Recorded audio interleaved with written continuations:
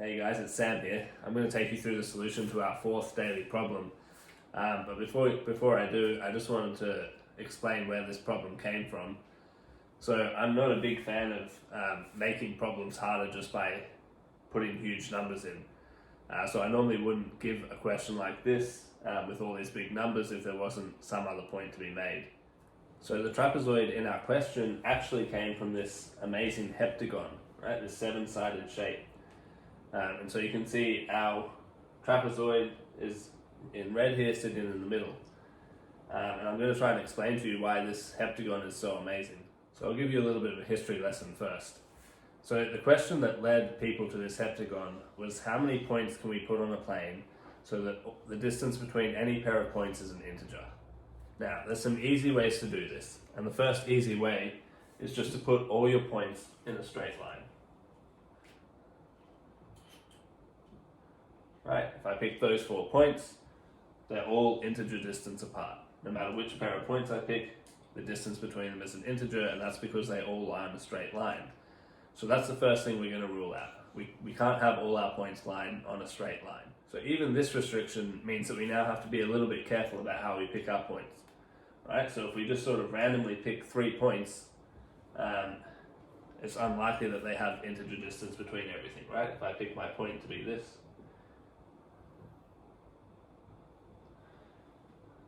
then I get a triangle.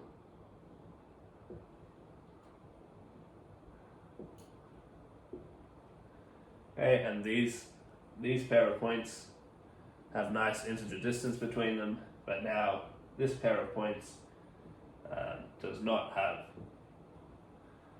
an integer distance between it. In fact, it's not even rational. And if we think about it a little bit, we can still arrange for these 3 points to have integer distance between them. For example, if I choose this point here and make this triangle,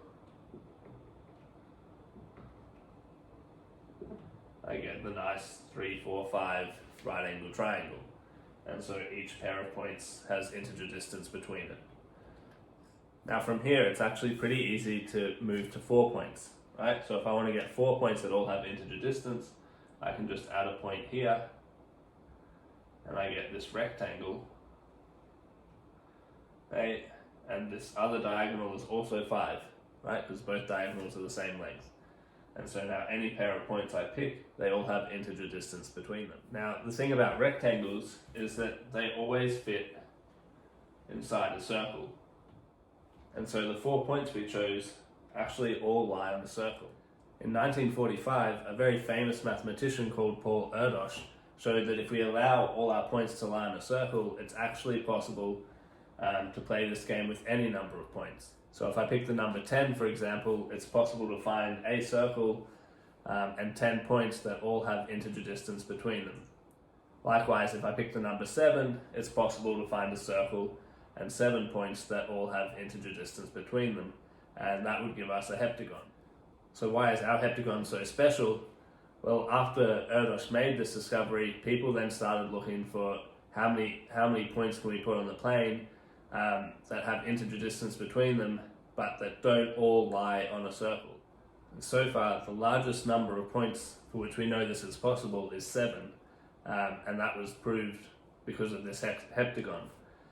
It's not known whether it's possible to do this with 8 points, and also no one's shown that it's impossible. So this is actually an open problem in mathematics. And I think it's kind of amazing that you can start with this simple trigonometry and geometry, and through a series of fairly simple questions, you can end up at an almost impossible to solve problem. So that's one of the beautiful things about maths. All right, so we'll move on to the solution of our daily problem. And instead of dealing with those huge numbers that were in there, I'm actually going to deal with just a general trapezoid. So we have side lengths A, B, C, and D, and we want to work out the length of the diagonals here. And so to do this, I'm first going to introduce this variable h, which will be the height of our trapezoid.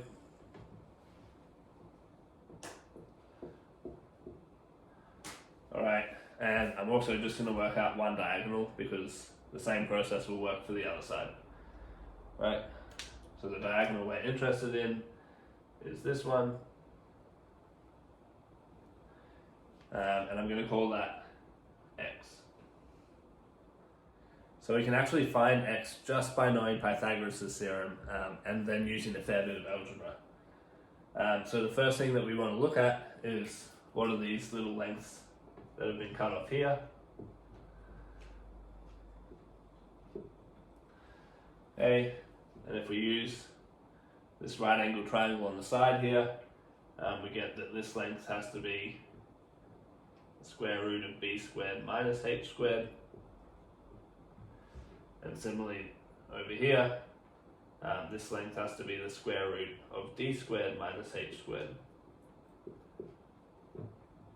Alright, that's just by using Pythagoras' theorem in those two triangles. Alright, now we can work out x by just using this right angled triangle here. Okay, but we have to be a little bit clever about how we describe this side length.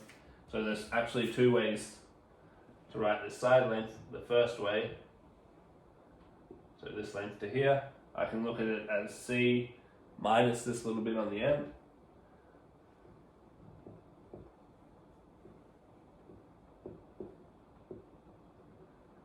Or alternatively, I can look at it as a plus this little bit here.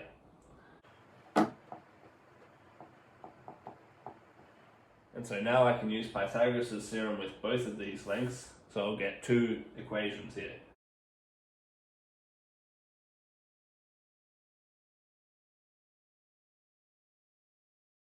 And if instead we use this length, we get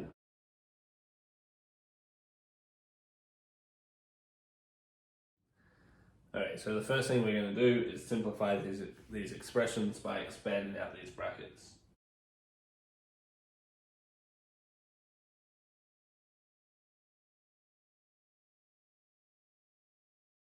Okay, and these two h squareds cancel out, which is nice.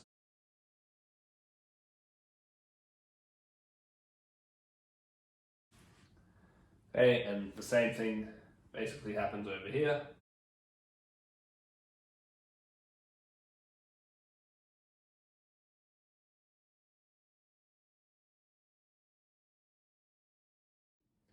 So this is starting to become a bit of a mess, but remember, we know what A, B, C, and D are. They're just some numbers. The only things we don't know here are x and h. And so what we're going to try and do is eliminate the h from both of these. So we'll start rearranging to get the h by itself.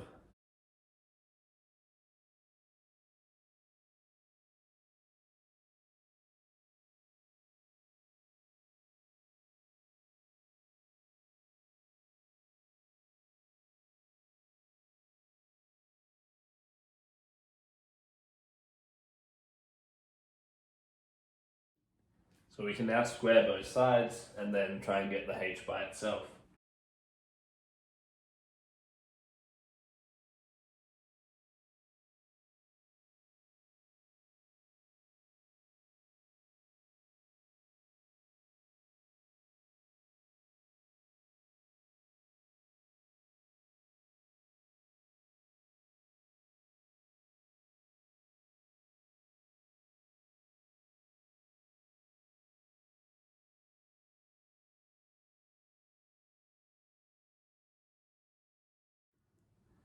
So now, since these are both equal to h squared, they must be equal to each other. And so that will give us an equation that just has x in it. So we now need to try and solve this for x. And this is a pretty horrible expression. The first thing we can do is multiply both sides by 4 to get rid of those. And then we're going to multiply up to get rid of the fractions.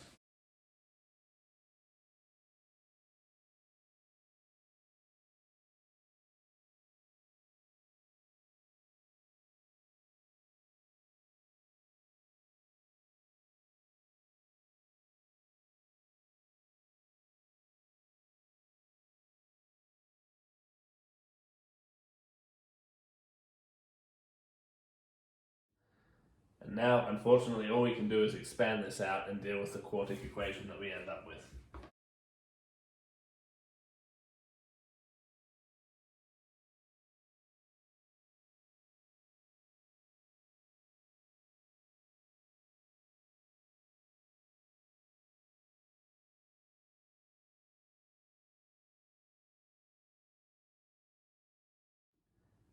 finally, rearranging this, we end up with the following equation.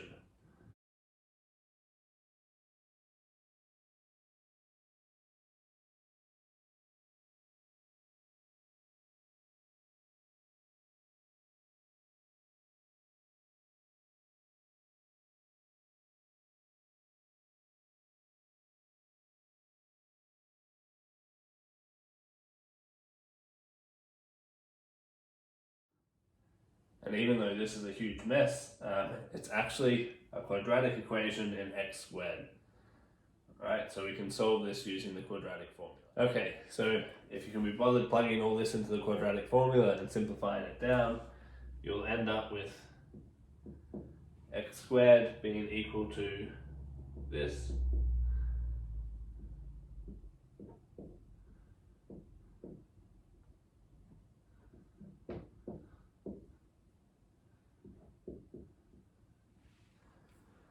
Okay, and so then finally we can plug in the values we have for a, b, c, and d, and then take the square root of this to end up with our final answer. And if we do that same process for the other diagonal, we end up with this as the other solution.